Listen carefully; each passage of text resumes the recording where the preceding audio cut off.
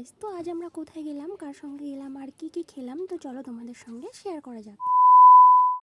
তো গাইস, আমি জয়া আর তোমরা দেখছো আমার ব্লগ। তো দুপুরের খাওয়া দাওয়া করে আমরা গুটি গুটি পায়ে বেরিয়ে গেছিলাম, যেহেতু আজ আমাদের ব্রাইডাল। সাগর, নদী, সমুদ্র সবকিছু পাড়ি দিয়ে আমি চলে আসলাম আমাদের গুমা স্টেশনে। স্টেশনের অবস্থা দেখে আমি তো অবাক, অনেকদিন পর এসেছি, কেমন জানি ফাঁকা ফাঁকা লাগছে। তো দেরি না করে আমি ট্রেনের টিকিটটা কেটে নিয়ে ম্যামের জন্য ওয়েট করতে লাগলাম। তো চোখের সামনে দিয়ে পরপর দুটো ট্রেন বেরিয়ে গেল, কিন্তু আমাদের ম্যাডামের আসার আর সময় হচ্ছে না। चीटिंग करता है तू। चीटिंग चीटिंग चीटिंग करता है तू। তো অবশেষে আধ ঘন্টা ওয়েট করার পর দেখি গুটি গুটি পায়ে অনেক দূর থেকে হাসি হাসি মুখ নিয়ে ম্যাম আসছে। কিছুক্ষণ পরেই ট্রেন আসলো, তো আমরা উঠে গেলাম।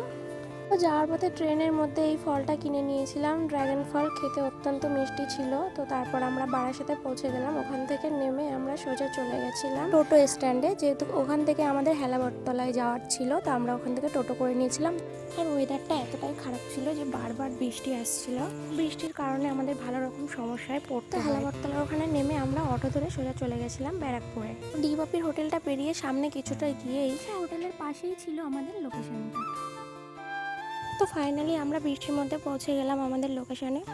তো লোকেশনে পৌঁছেই দেখি আমাদের আগে আমাদের ওনার দিদি এখানে পৌঁছে গেছে। তো দিদি আমাদের জন্য এখানে ওয়েট করছিল। তো আমি ভিডিও বানাচ্ছি বলে দিদিরা সবাই আমার ভিডিওতে একটু হাই করে দিল। তারপর আমাদের বলা হলো যে আমাদের জন্য উপরে রুমের ব্যবস্থা করেছে।